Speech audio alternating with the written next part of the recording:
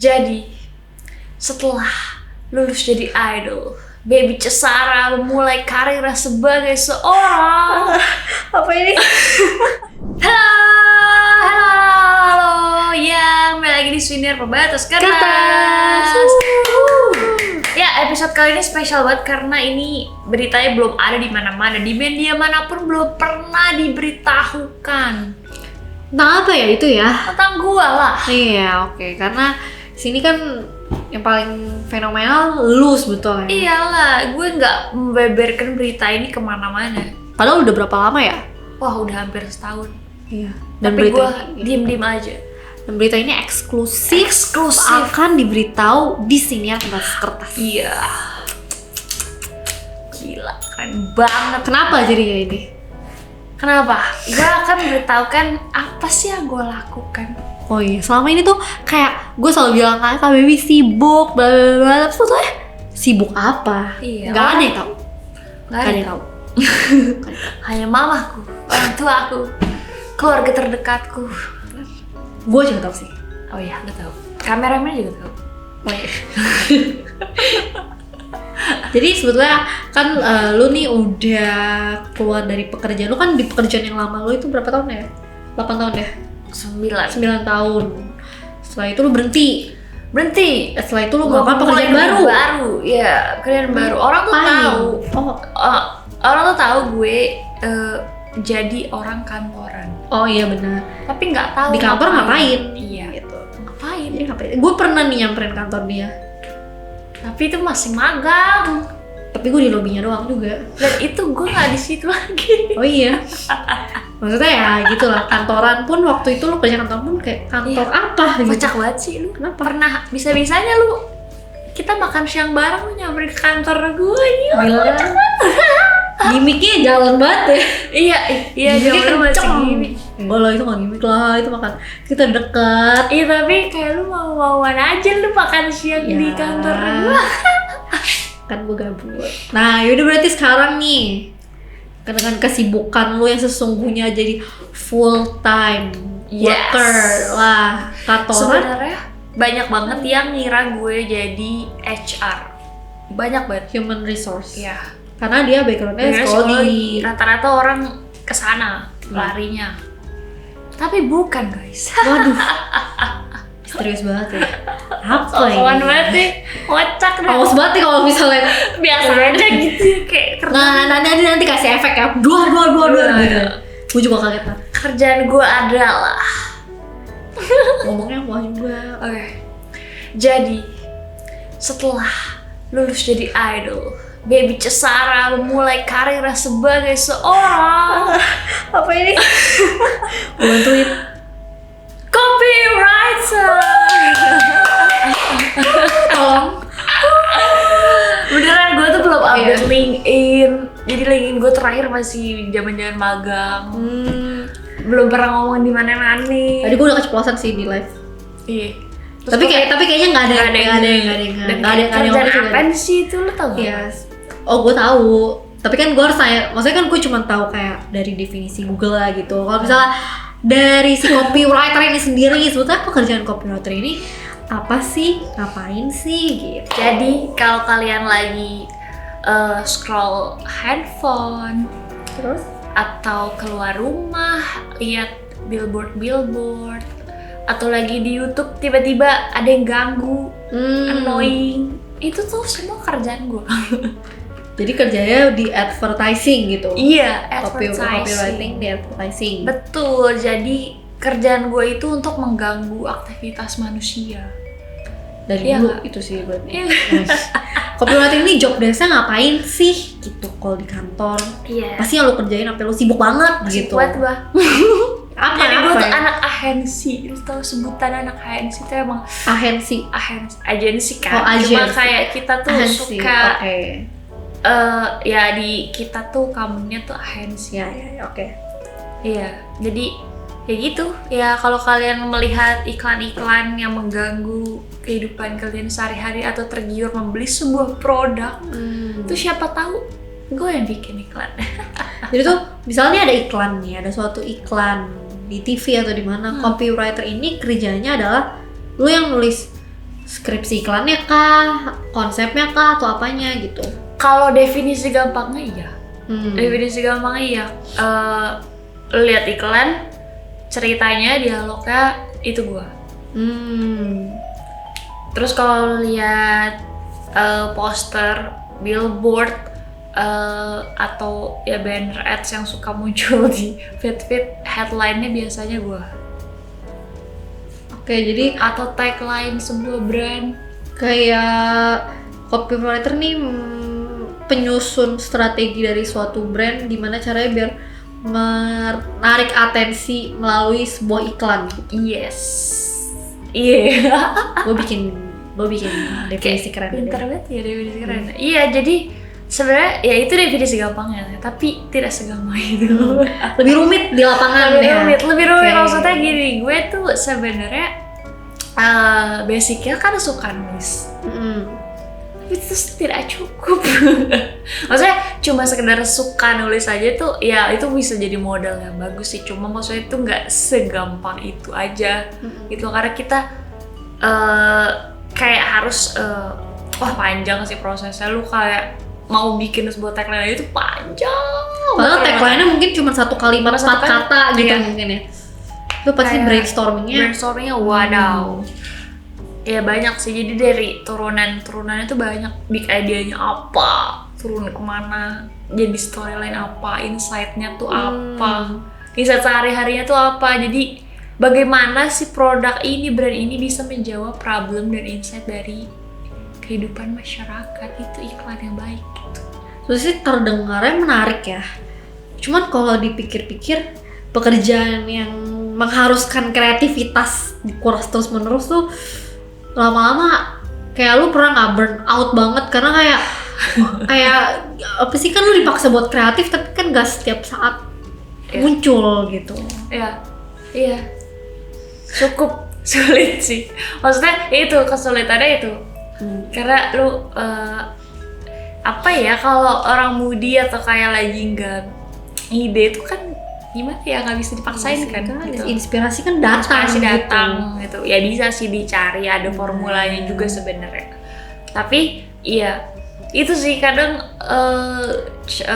kadang energinya juga suka habis gara-gara dipakai ngide di kantor. Jadi konten-konten yang biasa gue kerjakan nih, kayak gue suka nulis ini itu, bikin ini itu tuh jadi terbengkalai. Oh ya, karena otak kreatifnya udah habis di kerjaan gitu ya. Ketika gue mau konten buat diri gue sendiri, atau dulu tuh jadi nulis tuh jadi sesuatu hal yang apa ya, menyenangkan pelarian gue. Oh ya, oke. Ya dulu kan misalnya gue gitu joget-joget ini itu, nulis itu jadi pelampiasan gue, pelarian gue untuk menyenangkan diri gue. Tapi karena itu udah jadi kerjaan daily, giliran gue ya itu gitu. Lu nggak mau nanya gue kenapa awalnya bisa jadi copywriter? Itu Oke. Kenapa nih awalnya kok bisa jadi copywriter gitu? Iya, apalagi dari psikologi kan. Orang tuh banyak yang, kok psikologi jadi copywriter gitu. Tapi emang gak bisa.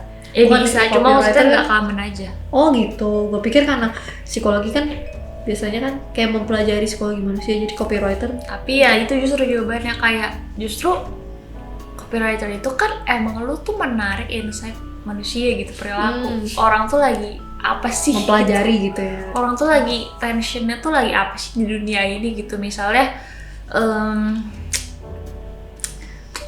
lagi apa ya, isu lingkungan lah gitu, ada sebuah brand yang ingin mengkomunikasikan dia tuh mendukung lingkungan gitu dengan recycle apa-apa. Kan kita kan bikin cerita itu kan dari hal-hal yang relate gitu, orang tuh bisa nangkep dan kayak into sama brandnya, atau kayak ini brand gue banget nih.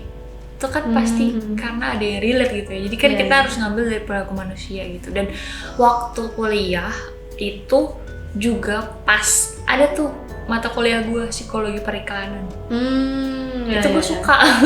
Jadi emang udah dari pas kuliah. Iya, walaupun gue nggak ada cita-cita ke sana, nggak ada cita-cita mengawali karir ini sebenarnya. Tapi sebetulnya menyenangkan dong, kan lo emang suka nulis dan maksudnya ilmu lo di psikologi juga memang kepake gitu. Dan emang gue suka hal-hal yang kreatif kan gitu dari dulu gitu. Nah terus sebenarnya gue juga, tapi gue nggak ada cita-cita ke sana, nggak ada niat gue pengen jadi copywriter gitu, nggak. Rezekinya aja gitu, kayak gue di jalan. Dapet ya. Sebenarnya awalnya gara-gara gue magang. Magangnya bukan jadi copywriter. Bukan, awalnya kan magangnya di advertising. Kalau kalian tahu gitu, idol group yang kita pernah lakoni nggak sih bener bahasanya gitu dah. Itu kan dipegang sama sebuah agensi besar di Jepang gitu. Waktu gue magang kuliah, gue mutusin buat magang di sana. Awalnya jadi HR. Itu kan perusahaan advertising lah. Jadi HR itu kan lu ngerekrut orang, wawancara, ngurusin semuanya kan full perusahaannya. Dan itu yang bikin pas gue rekrut ini, wawancara itu kok ini ada posisi-posisi menarik ya gitu. Lu jadi tahu banyak menarik gitu. Gue jadi tahu banyak prosesnya gimana sih, dari mulai runutan ketika klien datang ngasih brief ini itu tuh ada sedikit gambaran gitu ya. Terus karena gue punya privilege untuk mencoba magang di divisi lain, gue ambil. Divisinya itu copywriter. Oh. Gue kemana-mana sih, gue jadi copywriter, gue jadi strategic planner, jadi data analis, iklan. Jadi gue semuanya gitu ya. Terus tapi copywriter emang yang paling menarik perhatian karena ya itu emang nulis gitu kan ya. Begitu. Lalu karena udah terpapar kayak periklanan gitu ya udah tuh pas lulus kuliah, graduate juga, ya gue apply banyak hal sih sebenarnya, dan apply sana sini, wawancara sana sini, yang jodoh copywriter. Tapi gue juga suka sih, I love my job sebenarnya, walaupun lelah. Terlihat seru kok gue kalau melihat, kan dia suka kayak update di grup WhatsApp gitu ya, kerja ini lagi foto. Terlihat seru sih, yang kerja banyak, sering kerja lapangan juga, dan lu juga di advertising jadi sering ketemu artis-artis gitu masuk. Ya nggak se-ikrip itu. Iya maksudnya, tapi melihat kayak ya gitu deh di balik layarnya. Cuma hal yang menarik kayak itu, yang tadinya gue 9 tahun di depan layar, jadi talent yang lu dateng, lu tinggal mengerjakan apa arahannya. Sekarang gue jadi puter balik. Gue jadi bener-bener di balik layar, dan jujur orang di balik layar tuh lebih capek. Bener lah, pastilah. Gila, aduh. Capek dan gak kelihatan kan? Kelihatan. Tapi ya gitu, kayak biasanya gue dateng kemana gue di daerah, gue disuruh ini itu. Ya sekarang gue memikirkan itu gitu, memikirkan idenya, kontennya apa, ngomongnya gimana, secara artistiknya gimana, apa itu kayak pengalaman yang widih. Tapi ini bisa dicoba ceritain nggak? Misalnya apa sih project iklan lo yang paling terbesar lah, yang atau yang paling berkesan di lo gitu? Siapa tahu ada yang nih pernah lihat iklannya terus kayak ternyata ini iklan baby copywriter gitu. Tapi belum yang wow banget sih menurut gue. Nggak bisa nggak sebut brandnya lah ya. Project pertama gue syuting itu adalah iklan kecap saat Idul Adha, dan anak kecilnya gemes banget. Gue suka iklan itu, kayak beda aja jalan ceritanya sama iklan kecap di YouTube lain. Gitu. Di TV ada, YouTube ada. Ya misalkan ada YouTube advertisement gitu kan di awal. Gue kadang-kadang suka juga merhatiin iklan-iklan di situ, karena kan sekarang udah jarang nonton TV kan. Itu iklan pertama gue, dan wah kocak. Ya masih buta gitu, kayak gimana nih syuting iklan, ada direct orang. Apalagi gue tuh kebanyakan ini kan masalah VO kan, voice over gitu. Jadi ketika orang gue nge-guide orang buat sebelum dari sini kan lo habis ini kan, habis dari studio nge-guide orang, nge-direct orang, ini kayak gini ya, intonasi kayak gini ya, ini tuh kalimat ini tuh maksudnya nyampein ini gitu, jadi ekspresi harus kayak gini. Gitu, kocak banget, seru. Jadi lu setelah 9 tahun menikmati pekerjaan di depan layar, sekarang lu menikmati pekerjaan lu di balik layar juga. Iya, lebih kayak udah gue jadi punya pengalaman, gue tahu jadi dua sisinya tuh gimana sih, keseluruhan sisinya. Menarik. Ya itu iklan kecap pertama, terus ada iklan game otomotif juga ada, mobil high class. itu parah sih, kayak lo bikin, maksudnya lo ngerjain sebuah brand gitu ya. Kan ketika kita ngerjain sebuah brand kan lo jadi kayak menelusuri brand itu kayak gimana, dia punya merek apa aja, tipenya apa aja, cari tahu sejarahnya gitu ya, apa aja. Nah itu gara-gara gue ngerjain mobil ini buset, kenapa lo jadi pengen beli mobil? Mupeng banyak banget yang kayak gue kerjain, gue malah kepo sendiri sama produk kayak gitu, jadi kayak gue yang terpersuasi. Malah gue harusnya bikin ini dibeli orang, malah gue yang penasaran. Gitu, kocak. Tapi asik sih dari deskripsi pekerjaannya, seru banget. Tapi ya emang melelahkan ya. Ya weekend bisa diganggu, malam hari bisa tiba-tiba di calling. benar. Karena revisi. Ya pasti tuh banyak revisi sih ya. Buset. Lama banget. Maksudnya iklan jadi tuh dari mulai proses brainstorming sampai syuting sampai tayang tuh panjang banget gitu. Tapi lama atau cepet? Lama. Tapi habis syuting ke tayang cepet.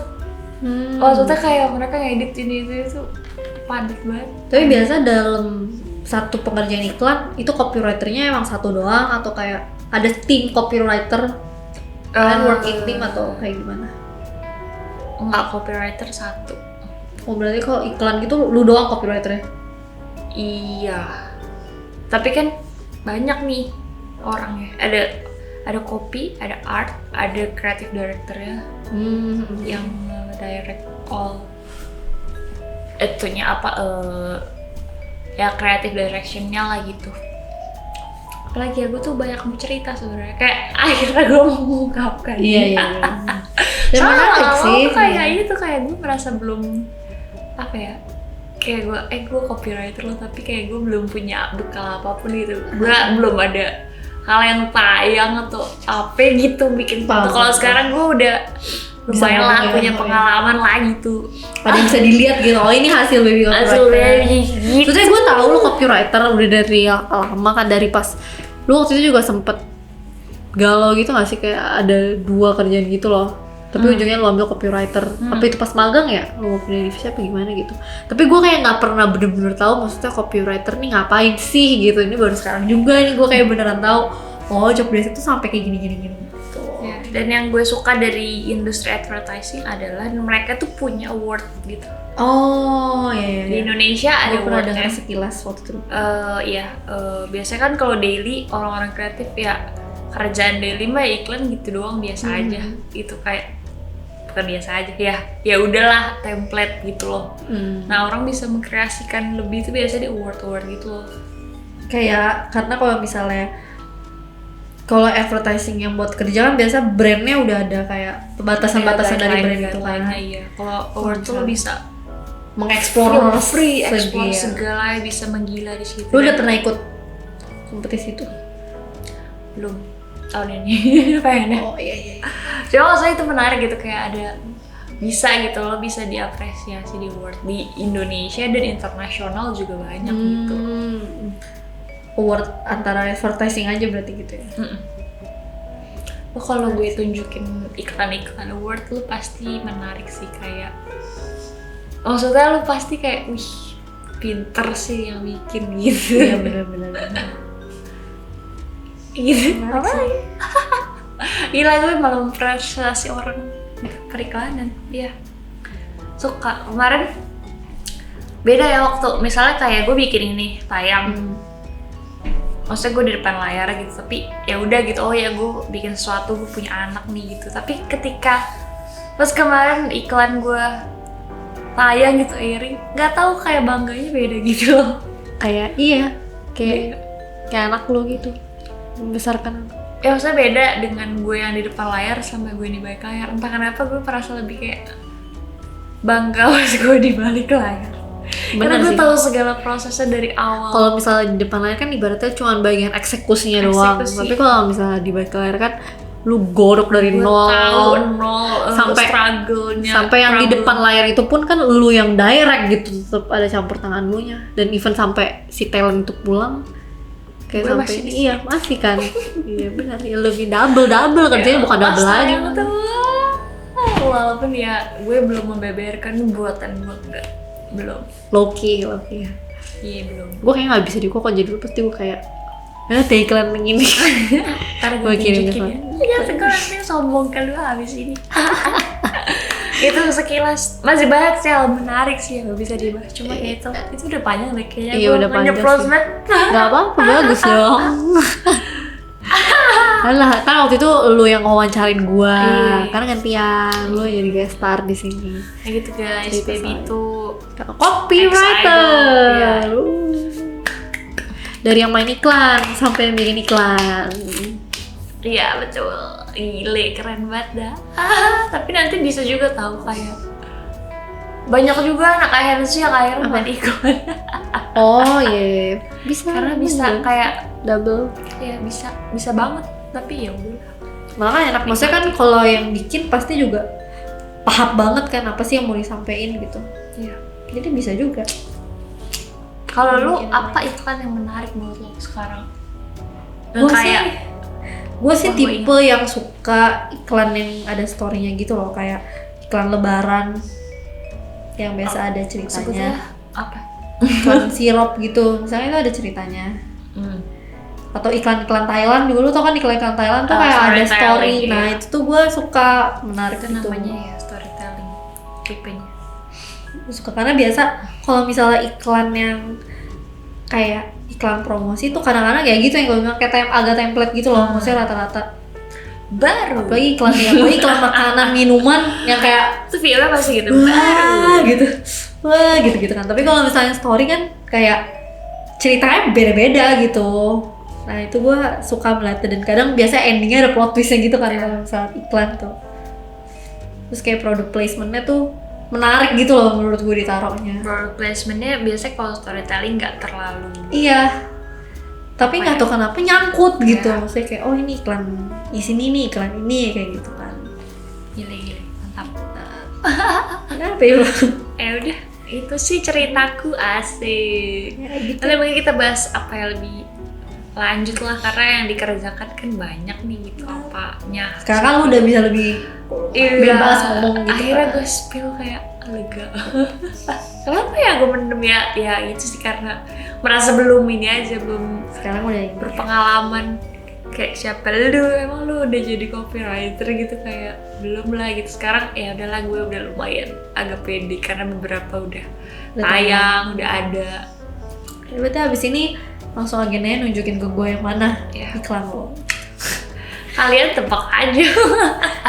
Kalian tebak. Ntar gue spill ke kalian. Ntar gue yang spill. Kerjaan baby asik. Gile, mantap. Tetap berkarya. Kali ini saya berkarya untuk perusahaan-perusahaan Mantap. brand. Kali ini saya berkarya di podcast dulu. Gile. Ya udah. Oke. Ya, itulah ceritaku. Itulah cerita Kak Baby sebagai copywriter. Terus dukung Kak Baby dalam pekerjaannya dengan cara Ya. caweria. Oh ya. Oh ya. Ya benar. Karena saya butuh. Benar.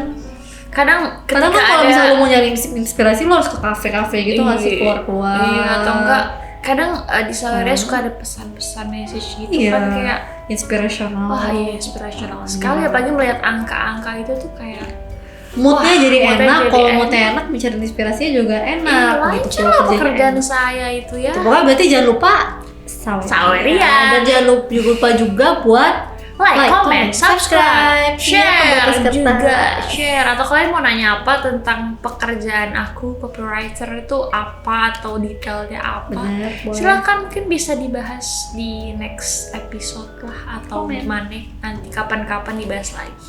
Oke, begitu. Sinar Pembatas Kertas pamit.